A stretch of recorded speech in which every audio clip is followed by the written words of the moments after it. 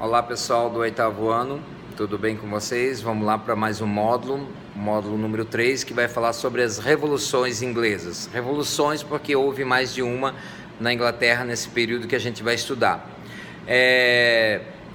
Essa semana eu falei para vocês que esse módulo ele é um módulo chave para a gente entender todo o contexto, tudo que vem depois sobre o nosso mundo contemporâneo, certo?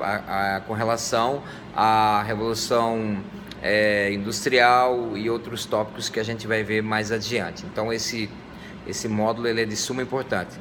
Para tanto, eu dividi ele em duas partes e vou tratar de 4 tópicos nesse primeiro momento, nesse primeiro vídeo. Eu vou falar sobre a família Tudor primeiro, que foi a família que fundou o Estado inglês, que formou o Estado inglês, digamos assim, né? Depois eu vou falar sobre a família Stuart, né, que assumiu o lugar da família Tudor. Depois eu vou falar sobre Revolução Puritana. E por último eu vou falar do governo de Oliver Cromwell, que foi um período muito curto da história da Inglaterra, o qual a Inglaterra se tornou um estado republicano por um bem curto período de tempo, certo? Vamos lá então. Mas para entender o século XVII, das revoluções inglesas, a gente tem que primeiro dar uma frisadinha com relação ao século XIII. O século XIII ele foi marcado na Inglaterra pelo fato da Carta Magna. Para ser mais exato, no ano 1215 foi elaborada uma Carta Magna. O que é uma Carta Magna, professor? É o que seria hoje a nossa Constituição, correto? Era um documento que limitava o poder do rei, era na verdade um parlamento, um grande conselho, onde o rei, para tomar qualquer decisão, tinha que consultar esse grande conselho, certo? Por exemplo, o rei queria aumentar impostos, ele tinha que consultar o grande conselho. O rei queria declarar guerra a uma nação, ele tinha que consultar esse grande conselho, sem a qual ele não teria poder para tal. Então o objetivo maior era limitar o poder do rei, certo?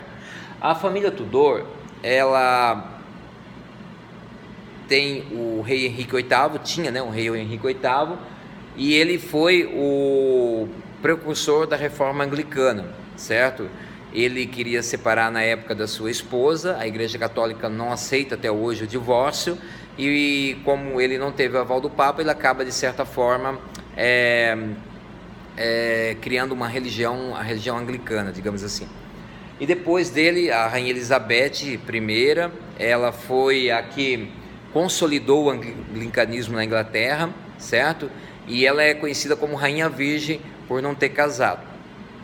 Após a morte da Rainha Elizabeth, quem assume vai ser o rei Jaime I.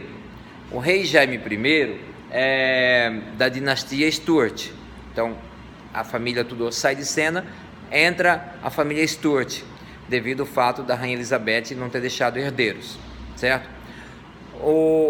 A família Stuart, ela reinou de 1603 a 1625 do primeiro período, que eles reinaram 2 vezes. O primeiro foi de 1603 e 1625. A segunda vez que eles reinaram nós vamos ver no próximo vídeo, correto? O Jaime I, ele manteve o absolutismo e o anglicanismo, certo? Só que ele teve muita dificuldade de governar, né, devido à Carta Magna, né, que era aquela carta que limitava o poder do rei, certo? O parlamento queria na época que fosse assinado um documento. O Jaime I morreu e o Carlos I então assume o reino da Inglaterra. E aí o parlamento, que era aquele grande conselho que eu falei no início, queria que ele assinasse um documento chamado Petição de Direito. O que é petição de direito? Na verdade é uma atualização da Carta Magna, seria uma Constituição mais elaborada, mais bem feita, digamos assim, certo? Ele, no primeiro momento, Carlos I falou que assinaria, ele não assina e ele acaba fechando o parlamento. E aí deu a maior guerra, a maior briga, a maior intriga por causa do fechamento do parlamento, do Congresso, certo? Ocorreram rebeliões na Escócia, na Irlanda do Norte, e aí ele não conteve a pressão, ele reabre o parlamento. Só que ele reabre o parlamento, né, com o intuito de negociar com eles, né? O rei queria negociar com o parlamento, certo? E aí ele queria declarar guerra, ele queria aumentar impostos, e o parlamento acaba negando, né, essas petições dele. E aí o que aconteceu? Acontece mais uma guerra civil na Inglaterra, que vai ser chamada de Revolução Puritana, que vai de 1641 a 1649, tá? O que foi essa Revolução Puritana?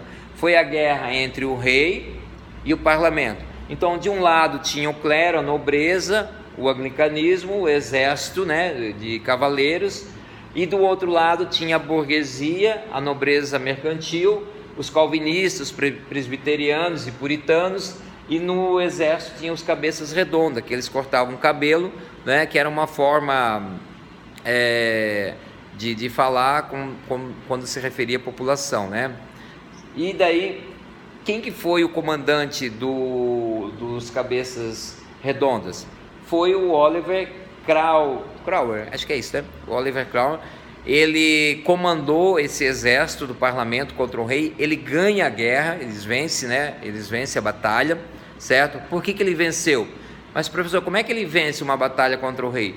Porque ele tinha um sistema de novo modelo de exército. O que era esse novo modelo de exército? Que condecorava os soldados. E os soldados eram condecorados, eram premiados, e isso acabou, de certa forma, fazendo com que o exército tivesse mais disposição de lutar, coisa que o exército do rei não tinha, certo? E aí o Oliver assume o comando, né? O rei Carlos foi preso, certo? Ele não quis assinar a petição, ele acaba sendo preso e acaba sendo sentenciado à morte em 1649, tá? E aí o governo, o Oliver Cromwell assume o governo, vai de 1650 a 1658, e é o primeiro momento da história da Inglaterra, então, que vai ter um sistema republicano, certo? O Oliver Cromwell assinou o Atos de Navegação em 1651. O que é o Atos de Navegação? É onde só navios ingleses ou de origem inglesa poderiam aportar na Inglaterra. Na verdade, ele faz isso para prejudicar a Holanda, porque a Holanda trabalhava muito com fretes marítimos, ela era muito forte em navegação, em estaleiro enfim, o objetivo era prejudicar a Holanda, certo? O Oliver Cromwell começou bem, ele começa bem, né? E depois ele acaba se tornando um ditador. E aí, um ano antes dele morrer, ele vai nomear o seu filho, né? O filho dele assume, o Richard Cromwell. Aí ele vai pegar o país numa situação muito difícil, politicamente falando. Ele não consegue dar continuidade no governo do pai, e ele acaba caindo também. E agora é o próximo vídeo que a gente vai ver, que vai falar sobre a restauração Stuart, e eu vou terminar o próximo vídeo com a Revolução Gloriosa. Beleza? Valeu!